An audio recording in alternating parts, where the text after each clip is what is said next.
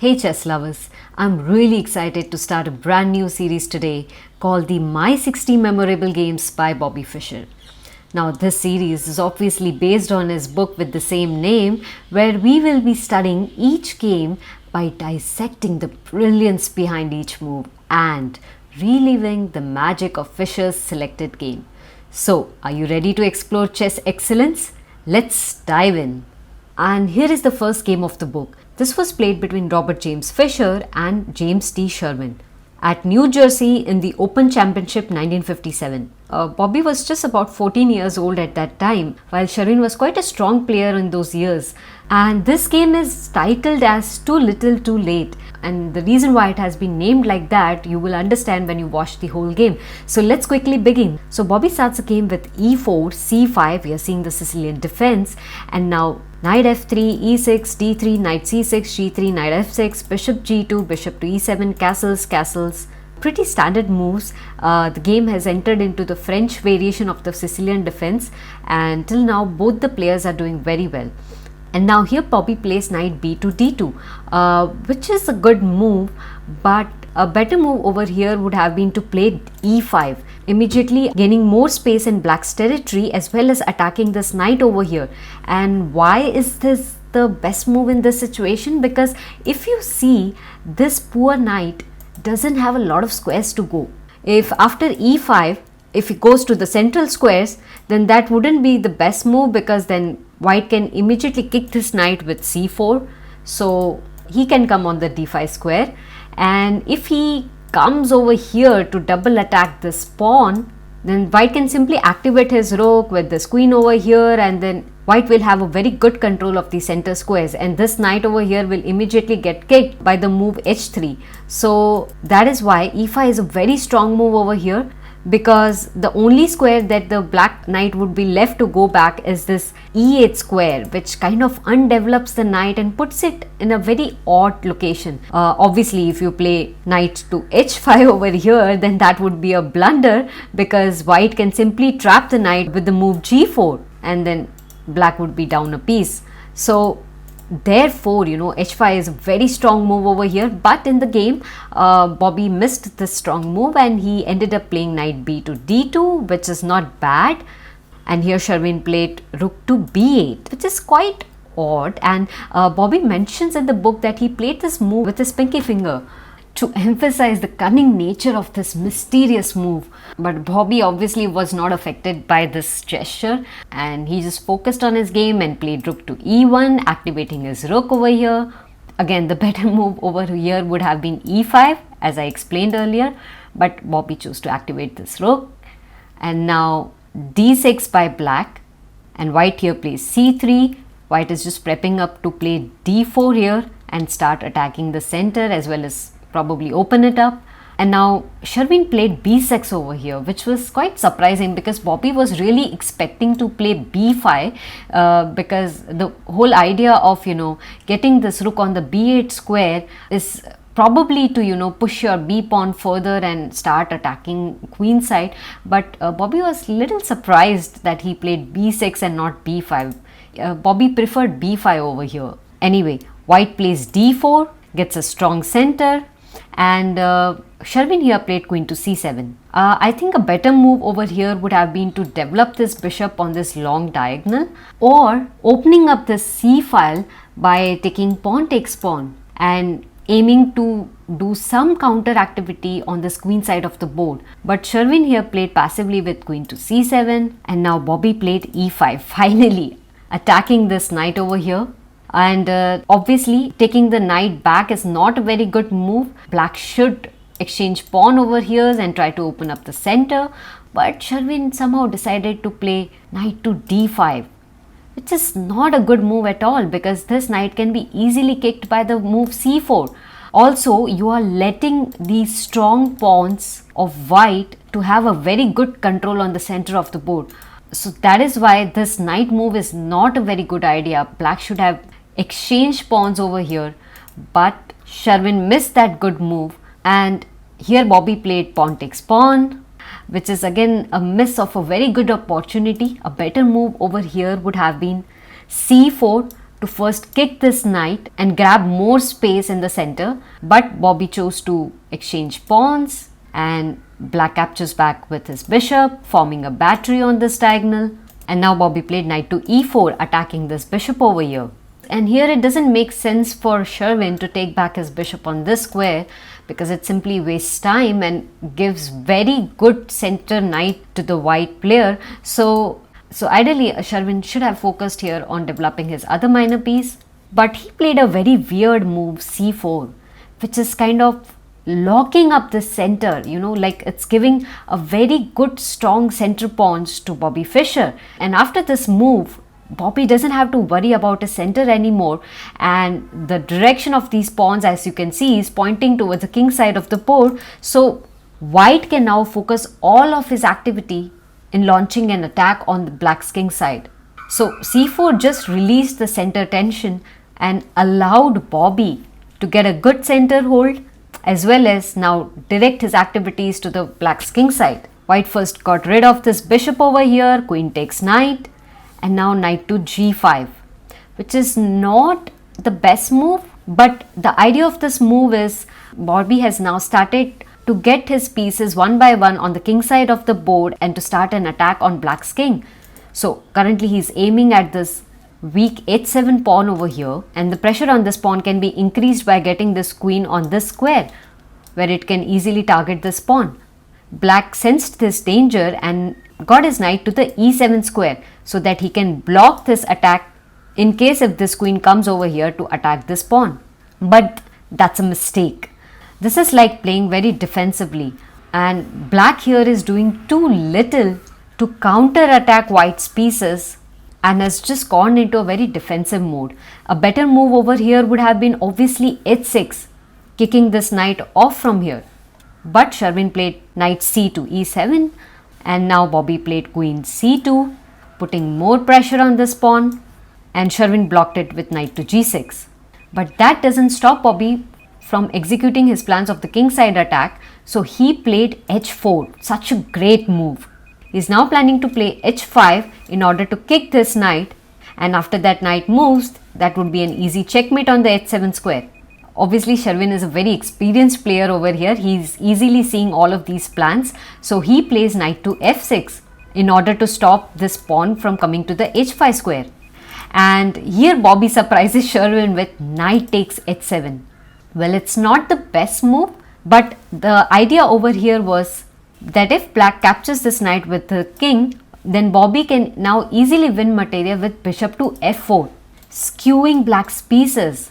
Queen moves and now the rook is gone, and this now gives tremendous material advantage to white, and it should be an easy win for white from here onwards. So let's go back. So therefore Sherwin did not capture this knight with his king, and now Bobby played the crushing h5, attacking this knight. The reason that why this is such a great move, because if the knight moves back over here, then that would leave the defense of this square, and now the bishop can easily jump on the f4 squares, skewing black's pieces. The queen moves and now the rook is gone, and now black has no hopes to win this game. So let's go back. Therefore Sherwin here came up with a very creative move that you could ever imagine in the game. He played knight to h4. Wow, that's the best move in this scenario.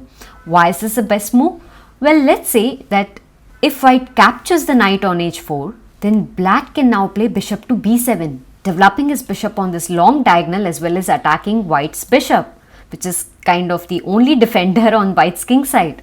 If white here plays h6, trying to create some counter attack on black's king side, then black can easily block that with g6, and now bishop takes bishop, rook takes bishop, and here we have reached a position that although white is technically up a pawn, but his king side has been completely shattered, and these pawns are also weakness, and it gives enough chances to black to launch a counter attack on white's king.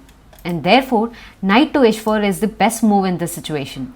Bobby was just very smart for his age, and he immediately saw the idea behind this move, and he didn't fall for Sherwin's plans, but instead he went on playing bishop to f4, skewing black's pieces.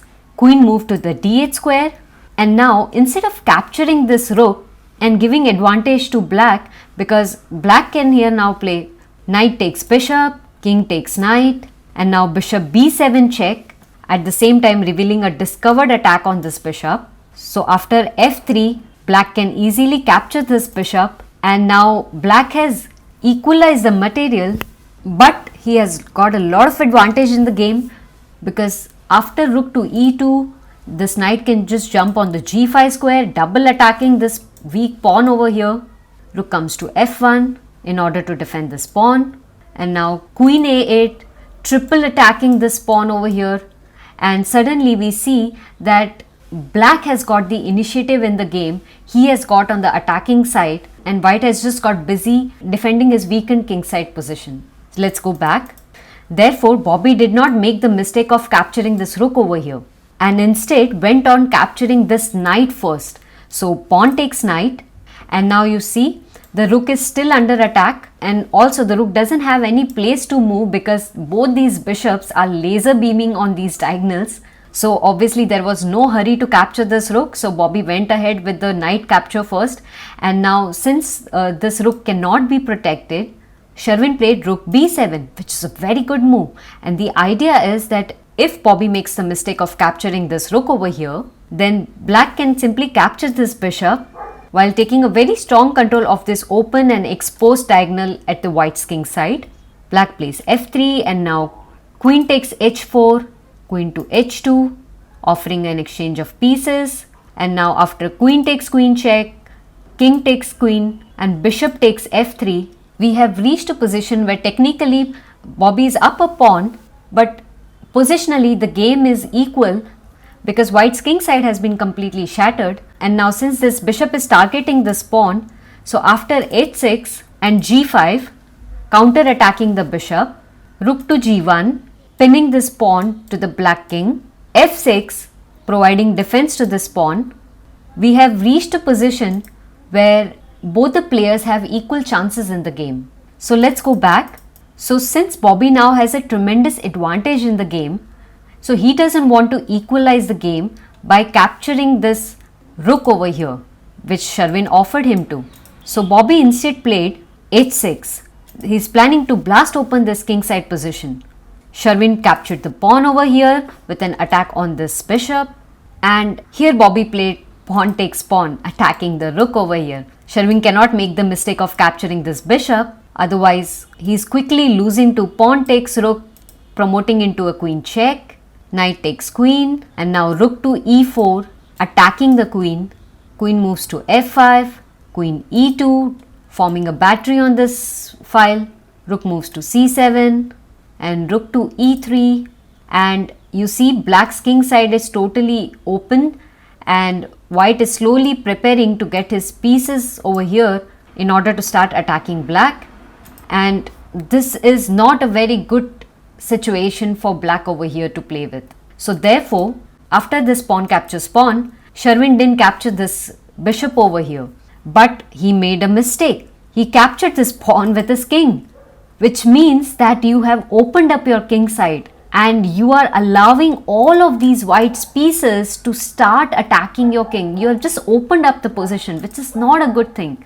The best move over here would have been to move the rook to the d8 square and using this opponent's pawn as a cover to protect your king. But Sherwin made a mistake and he immediately paid for that, because Bobby now starts a crushing attack with rook to e4, threatening to play bishop e5 and revealing a discovered attack on this queen. Queen moves to h5 and now rook to e3, preparing to slide this rook over here so that it can double attack this knight over here. Sherwin missed this easy tactic and ended up playing f5.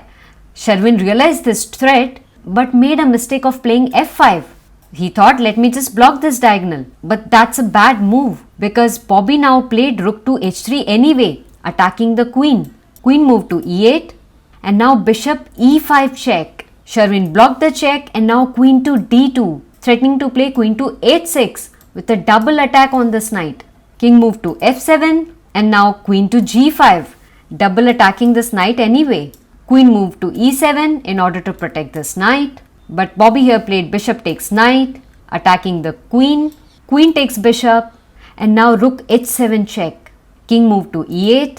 And now queen takes queen. And if Sherwin makes a mistake of capturing this queen, then he is losing material anyway after all of these moves. So he captured this rook over here, but Bobby here played bishop c6 check. It's absolutely crushing.